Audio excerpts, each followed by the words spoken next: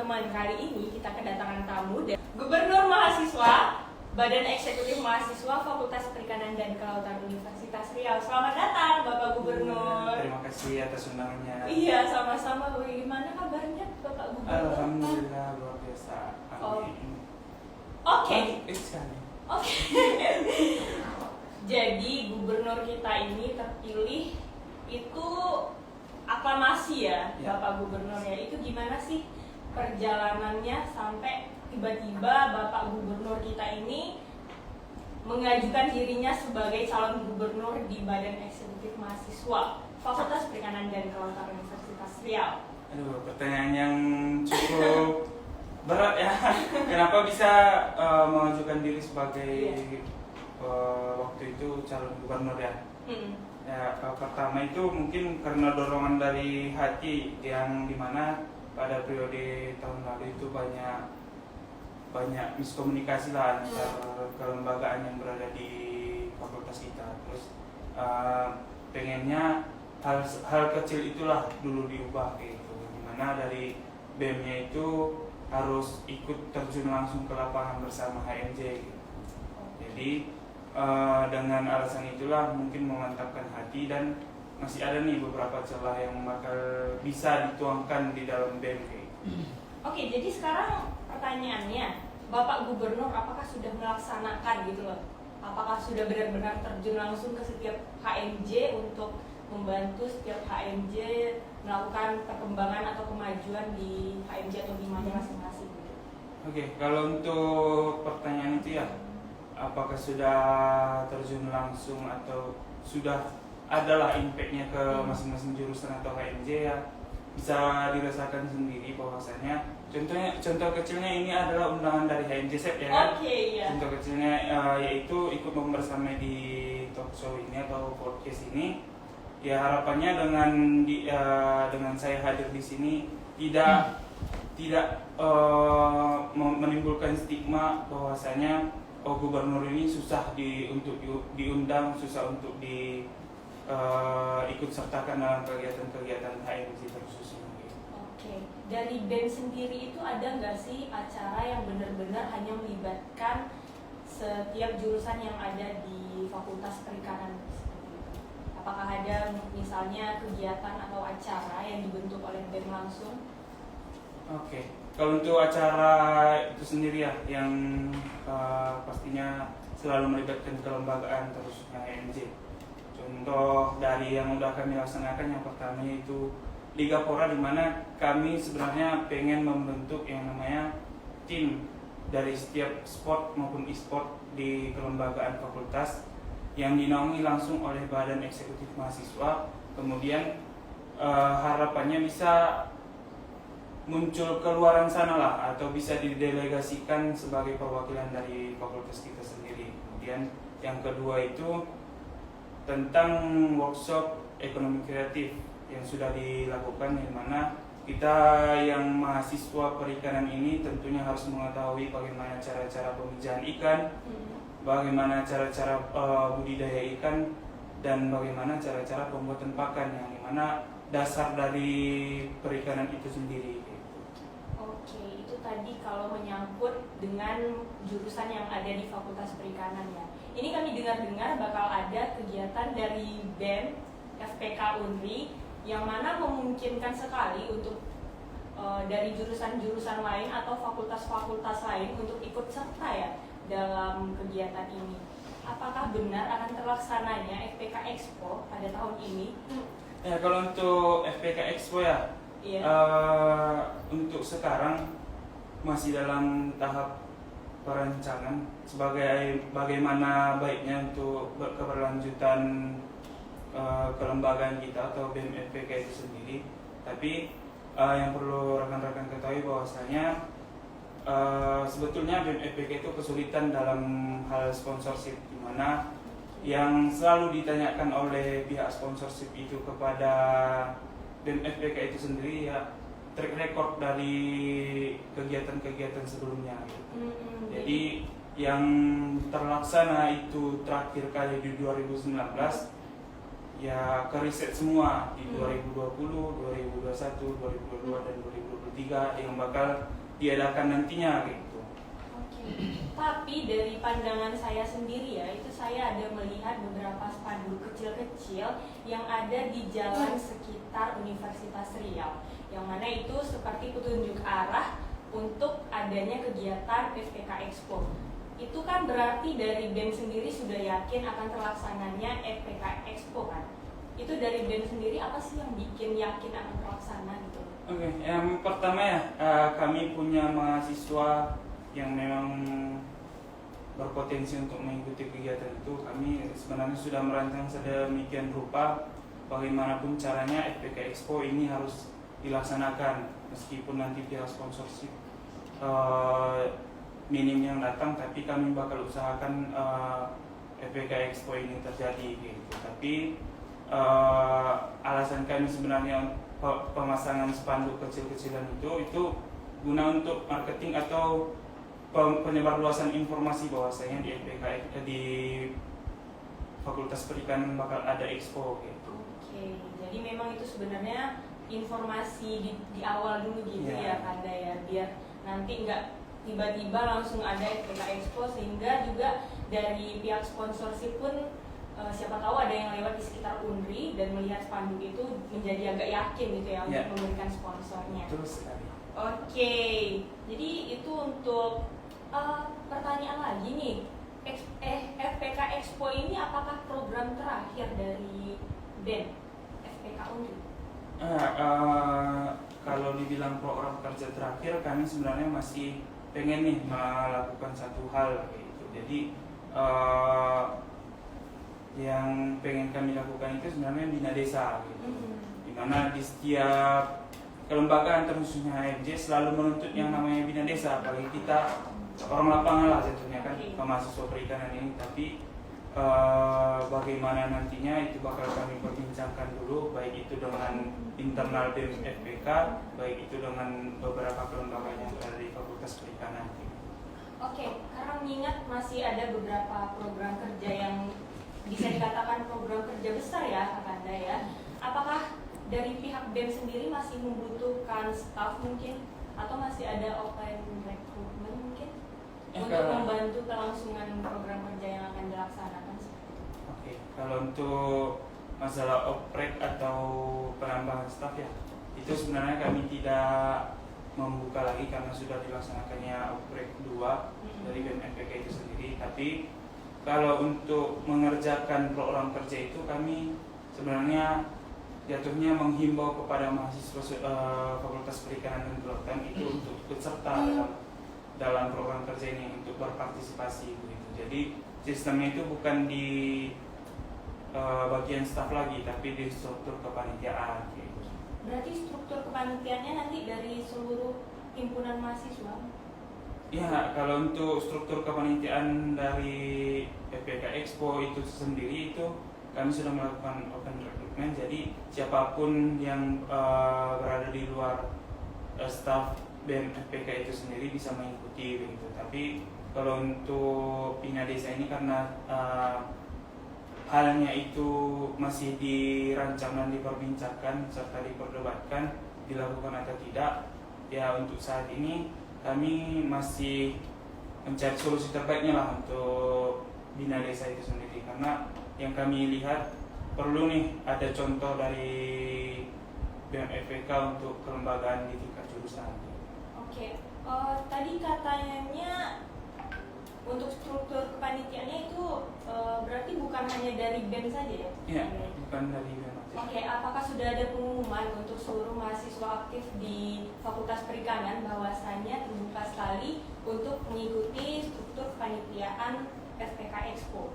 Oke, kalau untuk FPK Expo ya sudah diumumkan juga dari bulan lalu kalau nggak salah. Ya memang udah diumumkan dan udah beberapa orang yang mendaftar dan udah dijadikan sebagai kepanitiaan gitu.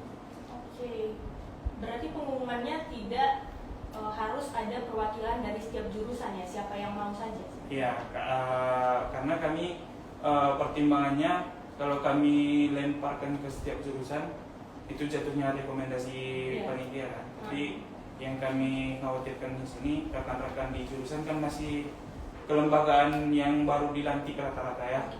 Jadi masih banyak dan lagi sibuk-sibuknya lah untuk pengerjaan proker di HMJ masing-masing. Jadi kami mengambil kesimpulan itu terbuka untuk seluruh mahasiswa aktif gitu.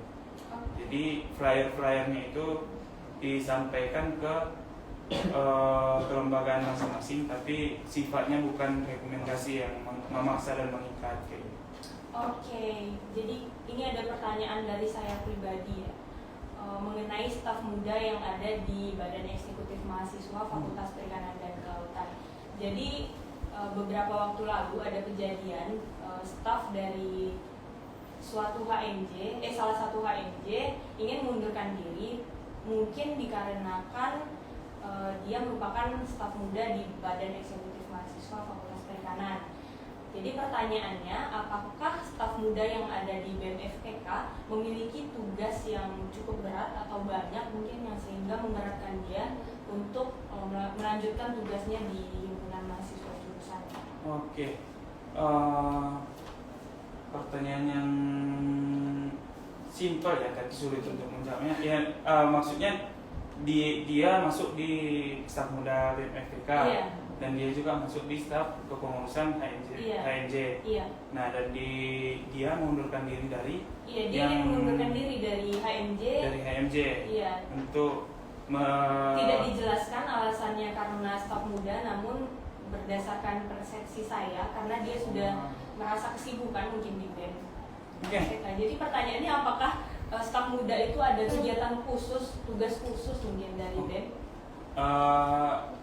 Sedikit menjelaskan tentang staf muda ya. Staf muda ini simpelnya itu sama hanya dengan HMJ magang. Oh, iya. Jadi bagaimana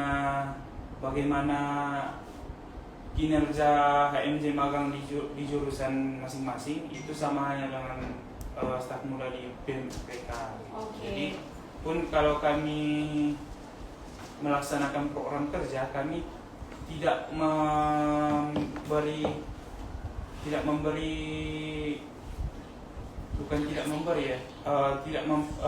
memprioritaskan mereka sebagai panitia inti. Tapi kalau memang mau belajar, ya udah ayo ikut sama-sama dalam pembentukan kepanitiaannya. Jadi mereka sifatnya kalau di BEM itu sendiri itu ikut andil dalam kepanitiaan, tapi yang kami prioritaskan itu mereka untuk melihat bagaimana sih kinerja, contohnya ketupel, sekretaris pelaksana, bendahara pelaksana, CO acaranya, CO perlengkapannya. Jadi sifatnya dari staf muda ini mereka hanya untuk memantau, dan tujuan sebetulnya yaitu merubah persepsi mereka di masing-masing jurusan, bahwasanya keorganisasian itu adalah yang tidak mengikat dengan senior. Oke, berarti di sini bukan bermasalah di BEM-nya ya, Yeah. Tapi mungkin di pribadi salah satu orang itu saja yang mungkin lebih memilih untuk fokus ke BEM saja. Karena memang beliau itu ingin mengundurkan diri dari HMJ, namun sepertinya ingin fokus ke Badan Eksekutif Mahasiswa Fakultas Perikanan dan Kelautan. Oke, pertanyaan selanjutnya Kakanda Alma selaku Gubernur BEM FPK adalah, kira-kira nih dengan adanya lagi beberapa program kerja yang masih akan dilaksanakan, kapan sih akhir dari periode kepengurusan Badan Eksekutif Mahasiswa kali ini yang dipimpin langsung oleh Bapak Gubernur Alma Rifani Harmas? Oke, kalau untuk kapan sih berakhirnya atau kapan sih demisionernya, kapan sih paripurnanya BEM FPK itu sendiri? Ya, yang pertama yang perlu kita ketahui bahwasanya tahapan-tahapan sebelum pendemisioneran di BEM FPK itu sendiri, yang pertama itu harus adanya dulu pemilihan raya fakultas, dan di tahapan sekarang itu masih coming soon, dan bakal pembentukan panitia PPRF dan panwas. Jadi kalau kami sebenarnya menargetkan itu sebelum Januari atau pada bulan Desember ini juga, tapi yang kami pertimbangkan juga ada nggak penerus kami di BEM nantinya apabila telah dilaksanakannya paripurna atau dilaksanakannya pemilihan raya fakultas gitu. Ada nggak kira-kira calon gubernurnya gitu. karena untuk sekarang ini belum ada yang namanya pembahasan undang-undang pemilihan, undang-undang pemilihan raya.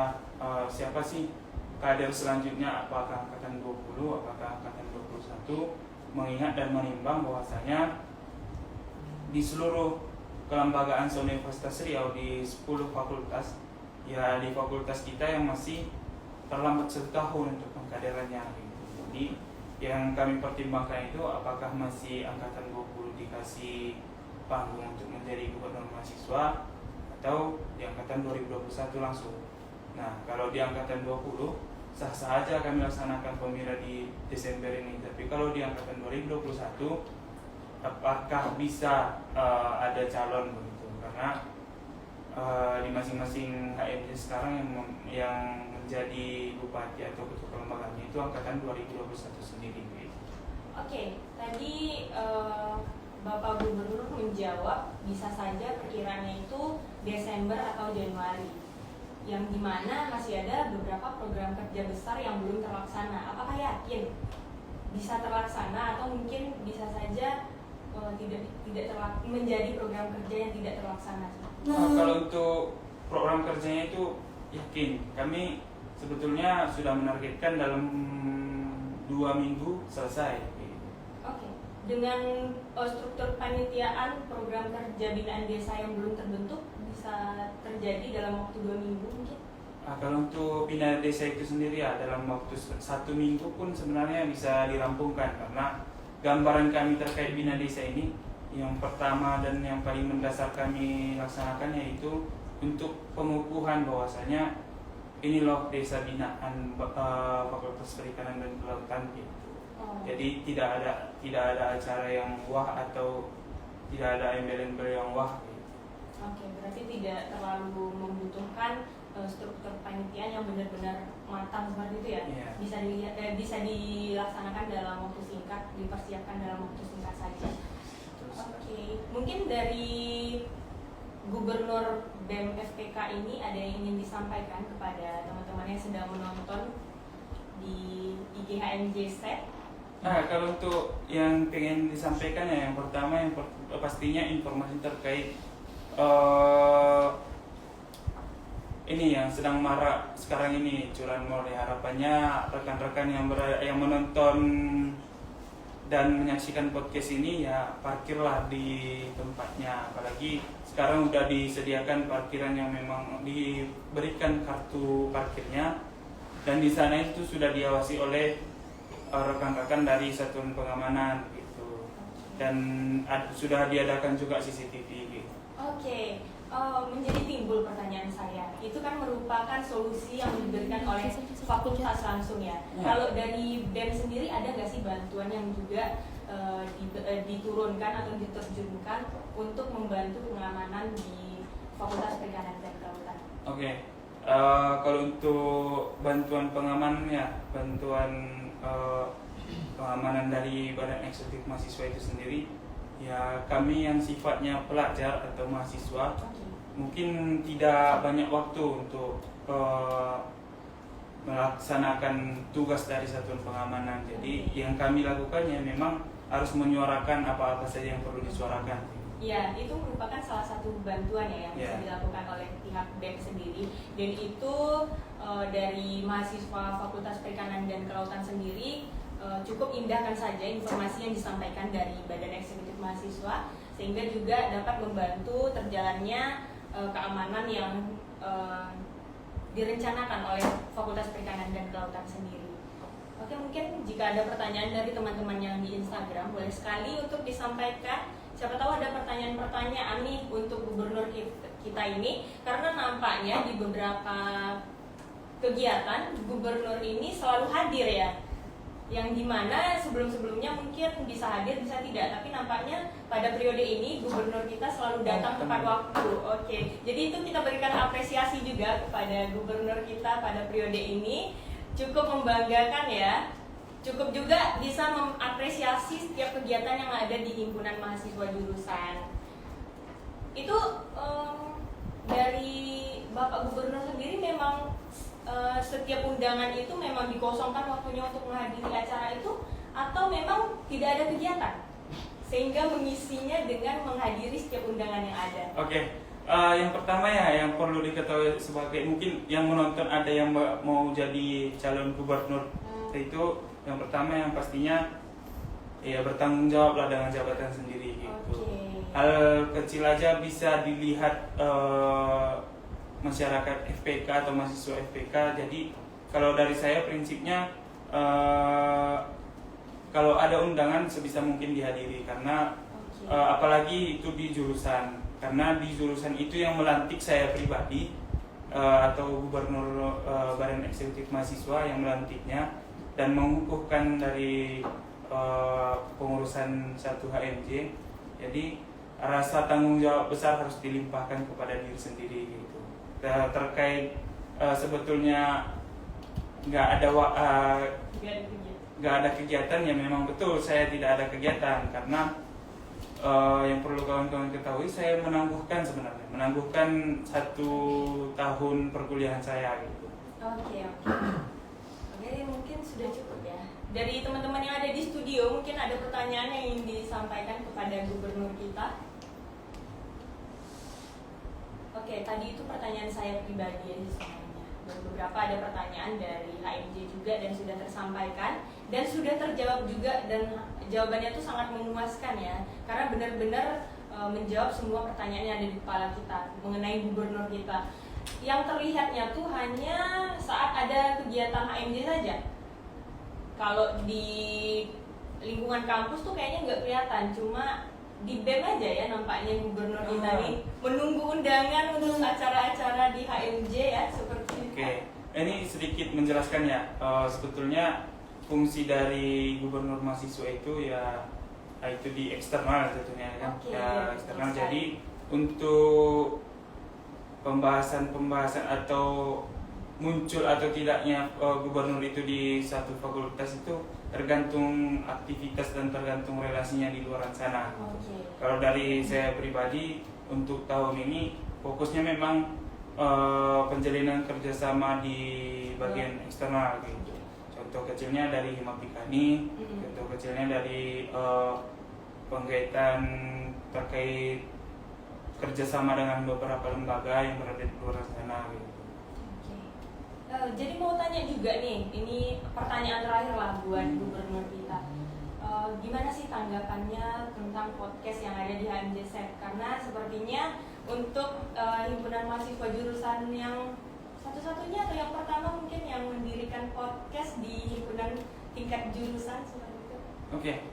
Baik, untuk tanggapannya ya di podcast SET Talk ini ya tanggapannya bukan cukup sih, sangat mengapresiasi dari saya pribadi, kemudian dari rekan-rekan HMJ yang sudah bersusah payah untuk menyediakan ruangan sebagus ini kan kayak gitu, dan merumuskan sedemikian rupa terkait bagaimana pembahasan dan apa saja yang bakal diadakan di podcast ini. Ya kalau dari saya pribadi sangat mengapresiasi dan sangat luar biasa begitu, karena ya betul kata rekan saya yang di sini itu bahwasanya ini baru pertama ya untuk jurusan. Bagus nih, luar biasa.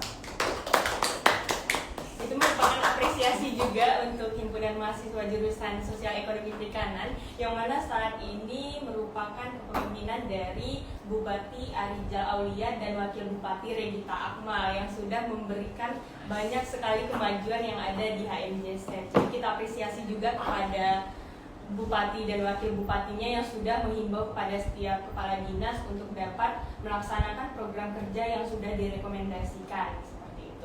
Oke, mungkin karena sudah tidak ada pertanyaan lagi dari saya dan dari teman-teman di studio juga mungkin tidak ada pertanyaan lagi, karena memang kinerja dari gubernur kita ini cukup baik, sangat baik mungkin, dan sangat kami apresiasi juga. Oke, sampai bertemu lagi di SET Talk selanjutnya. Kira-kira kita bakal ngundang siapa lagi? Apakah gubernur bisa menebak siapa lagi sih kira-kira yang bakal kami undang? Iya, nanti dijawab ya teman-teman ya. Oke, kami ucapkan terima kasih kepada Bapak Gubernur karena sudah menyempatkan dan meluangkan waktunya yang sangat berharga ini di siang-siang ini untuk hadir jam 12.